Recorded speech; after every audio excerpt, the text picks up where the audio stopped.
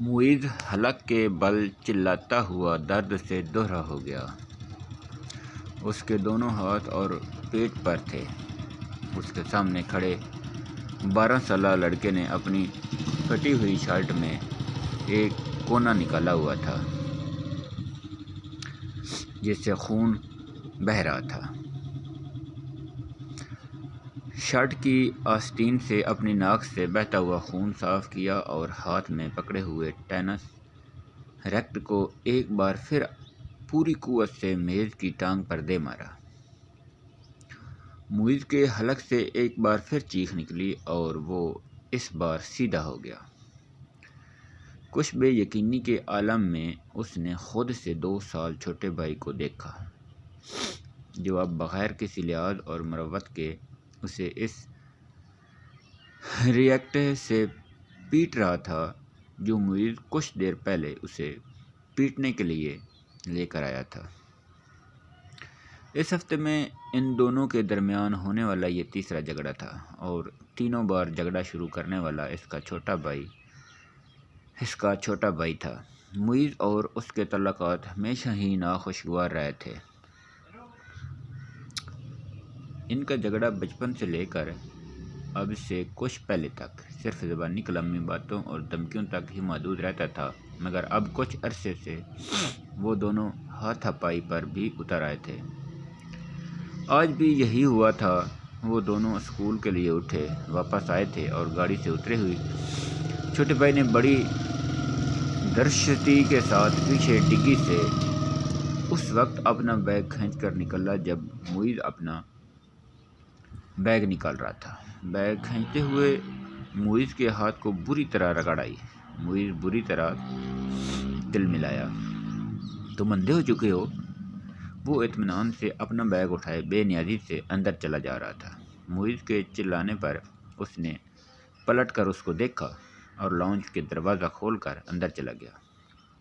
معیز کے تن بدن میں جیسے آگ لگ گئی۔ وہ تیز قدموں سے اس کے پیچھے اندر چلا آیا۔ اگر دوبارہ تم نے ایسی حرکت کی تو میں تمہارا ہاتھ توڑ دوں گا۔ اس کے قریب پہنچتے ہوئے معیز ایک بار پھر دھاڑا۔ اس نے بیگ کندھے سے اتار کر نیچے رکھ دیا اور دونوں ہاتھ کمر پر رکھ کر کھڑا ہو گیا۔ نکالوں گا؟ تم کیا کرو گے؟ ہاتھ توڑو گے؟ اتنی ہمت ہے؟ یہ میں تمہیں اس وقت بتاؤں گا جب تم دوبارہ یہ حرکت کرو گے۔ معیز اپنے کمرے کی طرف بڑھا، مگر اس کے بھائی نے پوری قوت سے اس کا بیگ کھینچتے ہوئے اسے رکنے پر مجبور کر دیا۔ نہیں، تم مجھے ابھی بتاؤ۔ اس نے معیز کا بیگ اٹھا کر دور پھینک دیا۔ معیز کا چہرہ سرخ ہو گیا۔ اس نے زمین پر پڑا ہوا اپنے بھائی کا بیگ اٹھا کر دور اچھال دیا۔ ایک لمحے کے انتظار کیے بغیر اس کے بھائی نے پوری قوت سے معیز کی ٹانگ پر ٹھوکر ماری۔ جواباً اس نے پوری قوت سے چھوٹے بھائی کے منہ پر مکہ مارا جو اس کی ناک پر لگا۔ اگلے ہی لمحے اس کے ناک سے خون ٹپکنے لگا۔ اتنے شدید حملے کے باوجود اس کے حلق سے کوئی آواز نہیں نکلی تھی۔ اس نے معیز کی ٹائی کھینچتے ہوئے اس کا گلا دبانے کی کوشش کی۔ معیز نے جواباً اس کی شرٹ کا کالر کھینچا۔ اسے شرٹ کے پھٹنے کی آواز آئی۔ اس نے پوری قوت سے اپنے چھوٹے بھائی کے پیٹ میں مکہ مارا۔ اس کے بھائی کے ہاتھ سے اس کی ٹائی نکل گئی۔ ٹھہرو، میں تمہیں اب تمہارا ہاتھ توڑ کر دکھاتا ہوں۔ معیز نے اسے گالیاں دیتے ہوئے لاؤنج کے ایک کونے میں پڑے ہوئے ایک ریکٹ کو اٹھا لیا اور اپنے چھوٹے بھائی کو مارنے کی کوشش کی، مگر اگلے ہی لمحے ریکٹ اس کے بھائی کے ہاتھ میں تھا۔ اس نے پوری قوت سے گھما کر اتنی برق رفتاری کے ساتھ ریکٹ کو معیز کے پیٹ میں مارا کہ وہ سنبھل نہ سکا اور خود کو بچا بھی نہ سکا۔ اس نے یکے بعد دیگرے اس کی کمر اور ٹانگ پر ریکٹ برسا دیے۔ اندر سے ان دونوں کا بڑا بھائی اشتعال کے عالم میں باہر لاؤنج میں آ گیا۔ کیا تکلیف ہے تم دونوں کو؟ گھر میں آتے ہی ہنگامہ شروع کر دیتے ہو۔ اس کو دیکھتے ہی چھوٹے بھائی نے اٹھا ہوا ریکٹ نیچے کر لیا۔ اور تمہیں شرم نہیں آتی؟ اپنے بڑے بھائی کو مارتے ہوئے اس کی نظر اب اس کے ہاتھ میں پکڑے ریکٹ پر پڑ گئی۔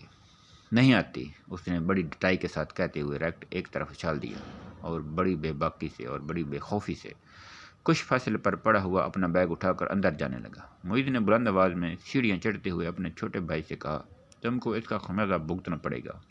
وہ ابھی تک اپنی ٹانگ سہلا رہا تھا۔ شور، وائی ناٹ، ہاں کیوں نہیں؟ ایک عجیب سی مسکراہٹ کے ساتھ سیڑھیوں کے آخری سرے پر رک کر اس نے معیز سے کہا، اگلی بار تم بیٹ لے کر آنا۔ ٹینس ریکٹ سے کچھ مزہ نہیں آیا۔ تمہاری کوئی ہڈی نہیں ٹوٹی۔ معیز کو اشتعال آ گیا۔ تم اپنی ناک سنبھالو، وہ یقیناً ٹوٹ گئی ہوگی۔ معیز غصے کے عالم میں سیڑھیوں کو دیکھتا رہا۔